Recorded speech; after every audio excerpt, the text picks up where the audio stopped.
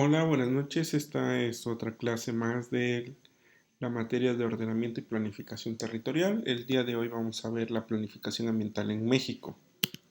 El objetivo va a ser conocer el sustento conceptual de la planificación ambiental en el ordenamiento ecológico territorial y como contenido vamos a tener antecedentes, la parte de desarrollo sustentable en la que se apoya el ordenamiento, la parte de planificación, los planes de desarrollo y su vinculación con el ordenamiento, y el ordenamiento ecológico como una necesidad para el desarrollo territorial, así como basados en la teoría de sistemas complejos. Bueno, tenemos de antecedentes la Conferencia de las Naciones Unidas de 1972, donde se planifica el desarrollo de manera no que el desarrollo no debe de provocar daños irreversibles. En 1992, la Cumbre de la Tierra de las Naciones se compromete a establecer el desarrollo sustentable.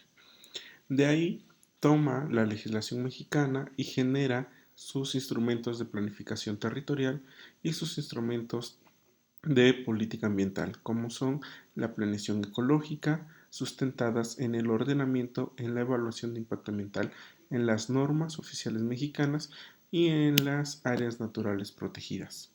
La planeación, por lo tanto, se vuelve un proceso de determinación de las acciones que deben realizarse y de los medios necesarios para su efecto. No es un instrumento de política ambiental, es un mecanismo de política económica. ¿Por qué decimos esto? Porque los usos de suelo van a responder a una necesidad económica, no van a responder a una necesidad ambiental.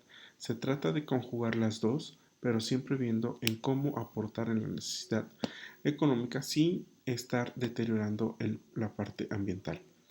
Desde 1988, los planes de desarrollo nacional se empiezan a contemplar las políticas económicas reflejadas en el territorio. Es decir, yo voy a incentivar a la agricultura. ¿Dónde voy a poner esa nueva agricultura? ¿O dónde está esa reconversión de los agricultores que ya hay, ¿no? El ordenamiento entonces va a ser un conjunto de acciones y una base de conocimientos, tanto estadísticas, cartográficas y apoyados por los sistemas de información geográfica. El ordenamiento tiene que ser sustentable porque tiene que tener un equilibrio entre la parte económica y la parte ambiental, tiene que dar certidumbre a los inversores que vayan a llegar al país para ciertas actividades económicas y por lo tanto también apoyar a la inversión. Eh, el ordenamiento como necesidad, ¿por qué es una necesidad? Porque da coherencia a las políticas institucionales y gestión del territorio. Si yo como alguien que voy a gestionar el territorio necesito tener un documento en el que me diga en qué zonas se pueden hacer ciertas actividades y hasta dónde pueden llegar esas actividades. Si no, sería un relajo y cada quien haría sus actividades donde quiera y no habría una incertidumbre de que puedas tener una actividad en cierto estado o en otro estado. Simplifica la aplicación de otros instrumentos. Al ser un organismo o un instrumento rector, en él se pueden ir apoyando las OFEMAT, las evaluaciones de impacto ambiental, las ANP, y contribuye a conciliar intereses económicos con los de conservación, ya que el modelo en el que se da el ordenamiento es participativo. Bueno, tienen antecedentes en los sistemas complejos porque los asentamientos humanos se llevan a cabo en muchos casos en zonas con gran fragilidad ecológica. Pensemos un manglar, pensemos un pastizal, pensemos una duna. Requiere de un conocimiento de interacciones entre el medio físico y el sistema productivo, cómo está afectando el sistema productivo al medio físico natural y las fuerzas de organización socioeconómicas de las fuerzas productivas, es decir, la gente que está ahí, qué capacidad tiene para producir trabajo y la gente que está ahí, qué necesidades contempla. Por lo tanto, exige conocer tanto la función de las partes como la estructura en un sistema global.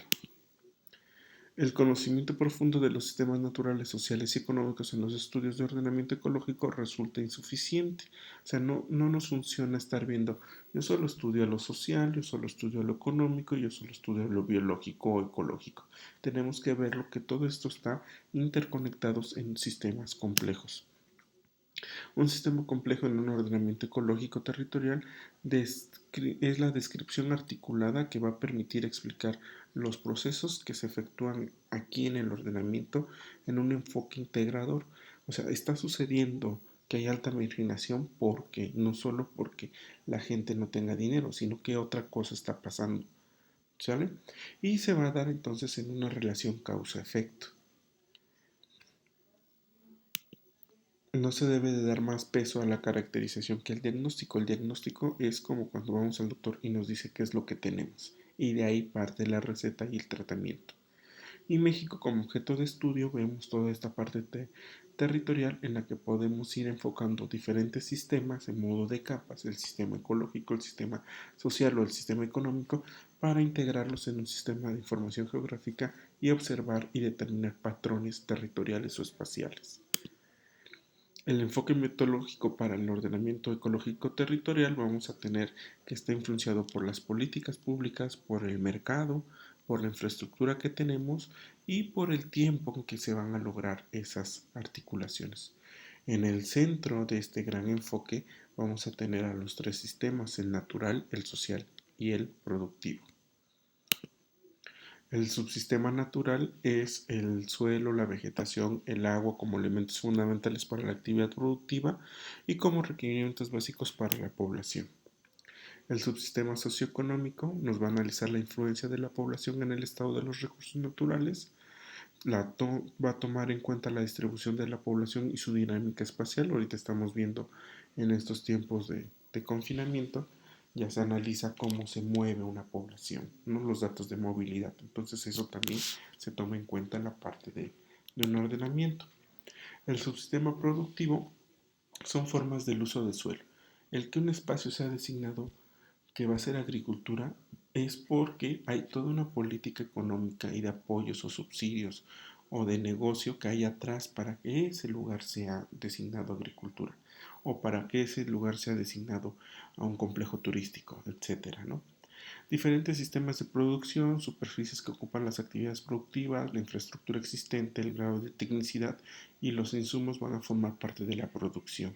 Es decir, yo tengo este suelo fértil que es alto para agricultura, pero mi población está altamente tecnificada en producir carros.